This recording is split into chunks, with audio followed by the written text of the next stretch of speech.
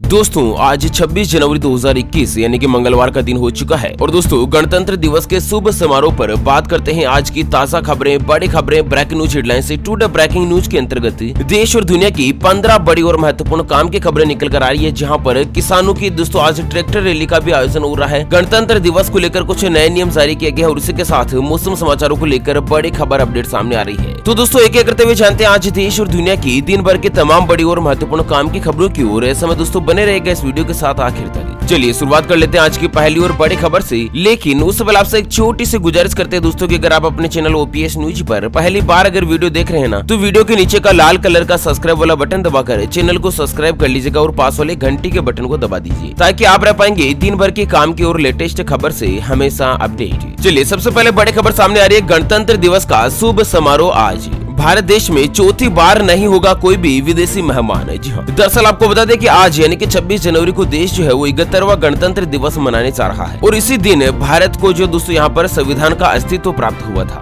दोस्तों देशभक्तों से ही देश की शान है और देशभक्तों से ही देश का मान है। हम उस देश के फूल है यारों जिस देश का नाम हिंदुस्तान है। जी हाँ, आप सभी को गणतंत्र दिवस की बहुत बहुत शुभकामनाएं। दोस्तों मैं आपको जानकारी के मुताबिक बता दूं कि भारत के संविधान को पूरा होने में 2 साल 11 महीने और 18 दिन लगे थे, जिसके बाद ये जो संविधान है ना वो आज के दिन यानी कि 26 जनवरी 1950 को पूरे देश के लिए लागू हो गया था। आपको बता दें आज 72वें गणतंत्र दिवस के स्वागत के लिए पूरी तरह से तैयार हो चुका है भारत और इस दौरान दिल्ली के राजपथ पर निकलने वाली परेड पर सभी की निगाह टिकी हुई है। इस बार गणतंत्र दिवस का आयोजन ऐसे समय में हो रहा है जब पूरा विश्व कोरोना महामारी से बाहर आने की कोशिश कर रहा है। हालांकि भारत देश ने इस महामारी पर काफी हद तक काबू पाने में सफलता हासिल कर ली है और दोस्तों कोरोना महामारी की वजह से ही ब्रिटेन के प्रधानमंत्री बोरिस जॉनसन जो कि दोस्तों इस दिवस पर चीफ गेस्ट का न्योता स्वीकार करने के बाद कुछ दिन पहले ही इसमें शामिल होने में असमर्थता जताई थी। और दोस्तों गणतंत्र दिवस पर 72 साल में आज पहली बार ऐसा हो रहा है जब कोई भी विदेशी मेहमान जो है दोस्तों भारत देश में शामिल नहीं हुए हैं। वहीं दोस्तों आज गणतंत्र दिवस के मौके पर महिला फाइटर पायलट से लेकर मास्क में सैन्य परेड इस बार कुछ अलग ही दिखेंगे नजारे। तो दोस्तों गणतंत्र दिवस के मौके पर राजपथ के अंदर दोस्तों भारतीय सेना जो हमेशा की तरह इस बार भी अपनी ताकत दिखाएगी, लेकिन इस बार का ये जो कार्यक्रम है ना थोड़ा सा अलग होगा। दरअसल कोरोना वायरस महामारी के संक्रमण के चलते इस बार हमारे सैनिक जो है वो परेड के दौरान मास्क में नजर आएंगे और साथ ही इस बार परेड में कोई भी चीफ गेस्ट नहीं होगा और दोस्तों हर किसी की निगाहें इस बार राफेल फाइटर जेट पर टिकी रहेगी। वैसे दोस्तों गणतंत्र दिवस का जो परेड है ना वो इस बार बिहार की भावना कंठ जो कि दोस्तों देश की पहली महिला फाइटर है, उनको भी इस बार परेड में शामिल किया गया है। वो दोस्तों 2018 में एयरफोर्स की पहली महिला फाइटर पायलट के रूप में तैनात हुई थी। और दोस्तों जो राफेल का जलवा तो आपको पता ही है, इस बार राफेल के साथ साथ MiG-29 फाइटर जो राजपथ पर अपने कारनामे दिखाएंगे। आपको बता दें पिछले साल सितंबर में ही दोस्तों फ्रांस से राफेल को खरीदा गया था और वहीं इस बार 122 सैनिक जो दोस्तों बांग्लादेश से भारत देश में अपने प्रदर्शनी के लिए शामिल होंगे और दोस्तों यहाँ पर नौसेना वगैरह की झांकी भी दिखाई जाएगी। और इसके साथ अगली बड़ी खबर आ रही है कि 100 छात्रों को मिलेगा प्रधानमंत्री मोदी के साथ गणतंत्र दिवस पर परेड देखने का मौका।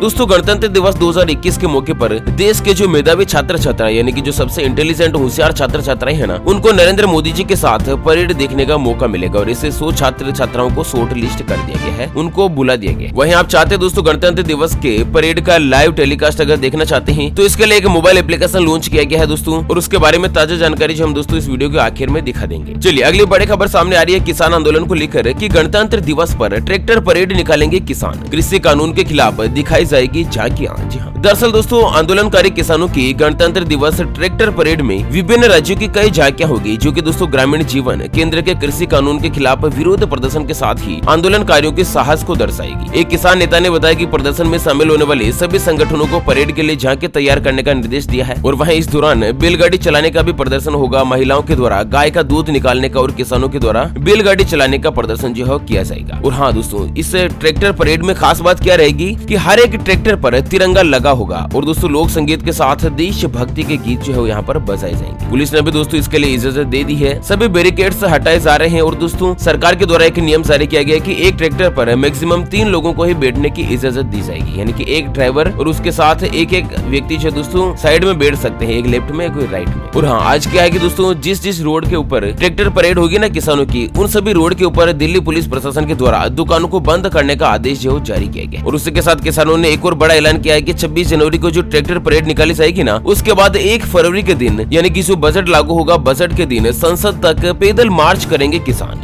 कुल मिलाकर दोस्तों किसान परिवार जो है ना वो कृषि कानून से परेशान हो चुके हैं और ये चाहते हैं कि कृषि कानून लागू नहीं हो। अगर आप भी दोस्तों किसानों का समर्थन करते हैं, किसानों के साथ हैं, तो इस वीडियो को कीजिएगा लाइक और साथ ही दोस्तों कमेंट बॉक्स में जय जवान जय किसान अवश्य लिखेगा। जी हाँ, और इसी के साथ अगली बड़ी खबर सामने आ रही है दोस्तों कि आज सुबह 6 बजे से लेकर शाम 6 बजे तक ISBT से नहीं चलेगी बसें। जी हाँ दोस्तों, किसान ट्रैक्टर रैली को मद्देनजर इस तरह का फैसला लिया गया है। चलिए अगली बड़ी खबर सामने आ रही है कि देश में 8 साल पुरानी इन गाड़ियों पर लगेगा ग्रीन टैक्स। केंद्र सरकार ने प्रस्ताव को दे दी है मंजूरी। जी हाँ, जानते हैं दोस्तों पूरी खबर की। अगर आपकी भी गाड़ी 8 साल से ज्यादा पुरानी है तो दोस्तों आपको एक अलग ही टैक्स लगाया जाएगा। क्या है दोस्तों इसके बारे में पूरी खबर, सरकार की क्या है राय, जानते हैं पूरी डिटेल। लेकिन उससे पहले हमेशा की तरह एक नजर डालते हैं दोस्तों आज के माइंड क्विज यानी कि गिवे वाले सवाल की तरफ। तो दोस्तों आज का माइंड क्विज वाला सवाल आप स्क्रीन पर देख पा रहे हैं। आजाद भारत के सबसे पहले प्रधानमंत्री कौन थे? जी हाँ दोस्तों, दोबारा सुन लीजिएगा, आजाद भारत के सबसे पहले प्रधानमंत्री कौन थे? Option A Pandit Jawaharlal Nehru, option B doctor Rajendra Prasad. तो दोस्तों जल्दी से जल्दी लिखना है क्वेश्चंस का सही जवाब इस वीडियो के नीचे कमेंट बॉक्स में। और दोस्तों सही जवाब देने वाले किसी एक खास कमेंट्स को सिलेक्ट किया जाएगा हमारी OPS न्यूज टीम की तरफ से और उससे दिया जाएगा एक अमेजिंग और सरप्राइज गिफ्ट। और हाँ, विजेता की जो घोषणा वो हमारे अगले वीडियोस में की जाएगी। ऐसे में चैनल को सब्सक्राइब नहीं किया है तो जल्द से जल्द कर लीजिए। तो चलिए बड़ी खबर आ रही है दोस्तों, आपके पास भी कोई 8 साल पुराना ट्रांसपोर्ट वाहन है तो आपको ग्रीन टैक्स देना पड़ सकता है। केंद्र सरकार ने ग्रीन टैक्स लगाने के प्रस्ताव को मंजूरी दे दी है और इस प्रस्ताव को अब परामर्श के लिए राज्य सरकारों के पास भेज दिया जाएगा। और वहीं दोस्तों प्राइवेट गाड़ी अगर आपकी 15 साल से पुरानी है ज्यादा तो दोस्तों फिटनेस सर्टिफिकेट लेते समय आपको ग्रीन टैक्स भी लगाया जाएगा। सार्वजनिक परिवहन मामलों में मसलन दोस्तों सिटी बसों में कम ग्रीन टैक्स लगेगा और वहीं ट्रांसपोर्ट करने वाली गाड़ियों पर जो रोड टैक्स लगता है ना दोस्तों सड़क पर वाहन चलाने के लिए, उसका 10 से लेकर 25% जो पैसा है ना वो ग्रीन टैक्स के तौर पर लगाया जाएगा। हालांकि किसानों के वाहनों पर दोस्तों कोई भी ग्रीन टैक्स नहीं लेगा, सरकार ने इसके अंतर्गत इसमें छूट दी। चलिए कुंभ मेला 2021 को लेकर बड़ी खबर आ रही है कि कुंभ में आने वाले श्रद्धालुओं को लानी होगी कोरोना वायरस की नेगेटिव रिपोर्ट। केंद्र सरकार ने जारी कर दी गाइडलाइंस। तो दरअसल दोस्तों उत्तराखंड के हरिद्वार में महाकुंभ मेले के आयोजन में संभावित तारीख जो 27 फरवरी से 30 अप्रैल तक है और इस बार दोस्तों उत्तराखंड में बड़ी संख्या में श्रद्धालु आ सकते हैं। तो इसको लेकर सरकार ने एक नई गाइडलाइंस जारी की है और गाइडलाइंस में बताया गया है कि कुंभ मेले में जो भी श्रद्धालु आएंगे ना उनको अनिवार्य रूप से अपने साथ 72 घंटे पहले का कोरोना वायरस की जाँच रिपोर्ट लाना जरूरी होगा। और हाँ, मेले में हेल्थ वर्कर्स को भी उन्हीं को केवल ड्यूटी के तौर पर लगाया जाएगा जिनको कोरोना वैक्सीन दे दी गई है। आपको बता दें 16 जनवरी से ही भारत देश में कोरोना वायरस के वैक्सीन लगना शुरू हो चुका है। स्टार्टिंग में दोस्तों स्वास्थ्य विभाग के कर्मियों को यहाँ पर कोरोना वैक्सीन देने की प्रक्रिया जो शुरू कर दी गई है। चलिए वोटर्स डे को लेकर बड़ी खबर आ रही है कि अब वोट डालने के लिए नहीं पड़ेगी अपने गाँव जाने की जरूरत। चुनाव आयोग कर रहा है रिमोट वोटिंग पर काम। जी हाँ दोस्तों, मान लीजिए आप गाँव से बिलोंग करते हैं और शहर में नौकरी कर रहे हैं, रोजगार व्यापार कर रहे हैं और आपके गाँव में अगर वोट पड़ते हैं जैसे सरपंच के चुनाव हो या दोस्तों विधायक के चुनाव हो, सांसद के चुनाव हो, CRDR के चुनाव हो, कोई भी तरह के किसी भी चुनाव हो ना दोस्तों, पंचायती राज विभाग के हो, नगर परिषद के हो या किसी भी तरह का कोई भी चुनाव हो, तो सरकार इस तरह की व्यवस्था कर रही है कि दोस्तों वोट डालने के लिए आपको अपने गांव नहीं जाना पड़े बल्कि आप जिस शहर में रह रहे हैं ना उसी शहर में आप वोट डाल सकें। तो इसको लेकर एक रिमोट वोटिंग की व्यवस्था की जा रही है जहाँ पर रिमोट वोटिंग प्रोजेक्ट के तहत दोस्तों आप जहाँ पर रहते हैं वहीं पर आप जो है अपने वोट का, अपने मत का जो अधिकार है ना उसका उपयोग जो है वो कर सके। चलिए अगली खबर में जान लेते हैं दोस्तों आज के मौसम समाचार। तो वेदर अपडेट्स टुडे को लेकर बड़ी खबर आ रही है कि अगले 3 से 4 दिन में उत्तर और मध्य भारत में पड़ेगी कड़ाके की सर्दी।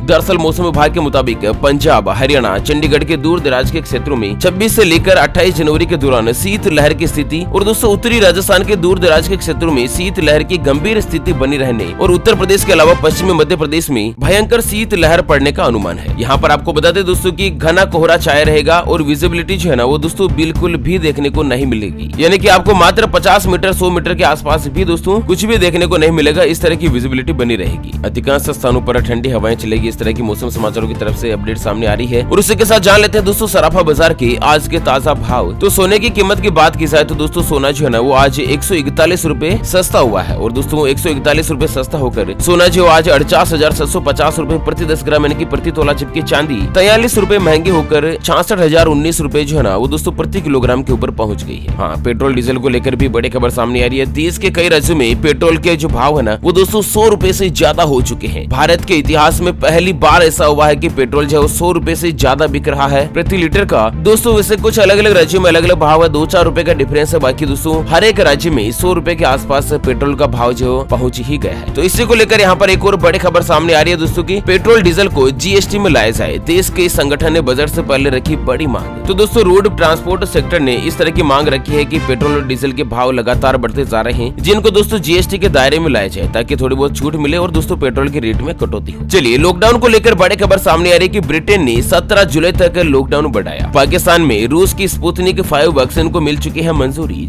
तो दोस्तों 5 दिन बाद ब्रिटेन को कोरोना से थोड़ी सी राहत मिली है और देश में 19 जनवरी से लगातार 1000 से ज्यादा मौतें हो रही थी और रविवार को ये जो संख्या है 610 पर पहुंची है। आपको बता दें दोस्तों कि ब्रिटेन एक ऐसा देश है ना जहां पर कोरोना वायरस का एक नया स्ट्रेन सामने आया है। मतलब दोस्तों कोरोना वायरस का नया प्रारूप, नया अलग ही प्रकार जो है ना दोस्तों भयंकर रूप से कहर बरपा रहा है। उधर पाकिस्तान से भी बड़ी खबर आ रही है कि पाकिस्तान ने दोस्तों रूस के अंतर्गत जो स्पुतनिक 5 नाम से कोरोना वायरस के वैक्सीन बनाए थे ना, उसको इमरजेंसी इस्तेमाल के लिए मंजूरी दे दी है। चलिए गणतंत्र दिवस के मौके पर पहले राष्ट्रपति का संदेश। कोविंद बोले, देश उन किसानों को सलाम करता है जिन्होंने कोरोना के वक्त भी पैदावार कम नहीं होने दी। जिस तरह से कोरोना वायरस का संकट था, लॉकडाउन चल रहा था, उसके वक्त भी दोस्तों भारत देश का जो किसान है ना, वो लगातार अपनी अथक परिश्रम और कड़ी मेहनत के बलबूते पर दोस्तों काम करता रहा और फसल की जो पैदावार है ना, उसको बिल्कुल भी कम नहीं होने दिया। और उसी के साथ भारत देश बन रहा है दुनिया का मेडिसिन हब। हम दूसरे देशों को पहुंचा रहे हैं कोरोना वायरस के टीके। राष्ट्रपति रामनाथ कोविंद ने किया बड़ा ऐलान। तो दोस्तों भारत देश जो है ना, वो बड़ा मेडिकल हब बनने जा रहा है। और दोस्तों आज भारत देश की शान आप इस तरह से देख सकते हैं कि विकसित देशों में भी अब तक कोरोना वायरस के वैक्सीन नहीं बन पाई है। और दोस्तों भारत देश जो है ना, वो 16 जनवरी से ही कोरोना वायरस के वैक्सीन देना शुरू कर दिया है और अन्य देशों में भी वैक्सीन को जो है ना, वो दोस्तों एक्सपोर्ट किया जा रहा है। बहुत सारे देशों में फ्री में भिजवाया जा रहा है। तो इस तरह से यहाँ पर भारत देश जो है अन्य देशों की मदद करने को लेकर आगे जो है आ चुका है। ओके फ्रेंड्स, इसी के साथ आज के मुख्य समाचार today breaking news headlines news के अपडेट वीडियो को फिलहाल यहीं पर देते हैं विराम। फिर मिलेंगे एक और नई और काम की खबर के साथ। तब तक के लिए बने रहेगा आपके अपने चैनल ओपीएस न्यूज पर। Thank you, take care, good bye, जय हिंद, जय भारत।